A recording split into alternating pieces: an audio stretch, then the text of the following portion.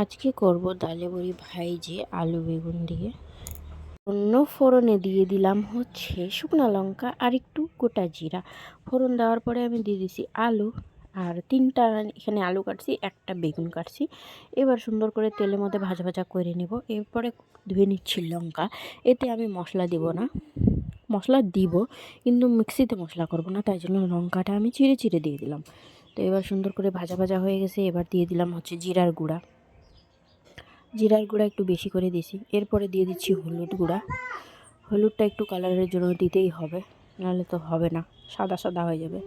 এবার দিয়ে দেবো লবণ। তো লবণ হচ্ছে একটু বেশি করে দিয়ে দিই, কারণ আমার তরকারিতে বলে লবণ কম হয়ে যায়।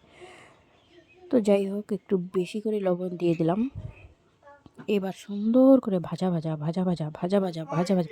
কইরে নিয়ে দেওয়ার পালা জলটা দিব বেশি, কারণ হবে এটা পাতলা ঝোল, এই জন্য দিয়ে দিচ্ছি বেশি করে জল।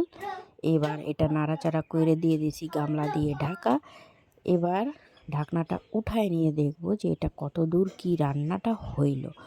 এখন একটু নাড়াচাড়া করে দেখে নিচ্ছি যে একটু সিদ্ধ মিদ্ধ হয়েছে কিনা। এবার অনেকগুলা ডালে বড়ি দিয়ে দিচ্ছি ঢাইলে। দেওয়ার পরে দিয়ে দিচ্ছি একটু ধনিয়ার পাতা। দেওয়ার পরে একটু আবার নাড়াচাড়া করে নিয়ে হয়ে গেছে আমার তরকারি রান্না কমপ্লিট।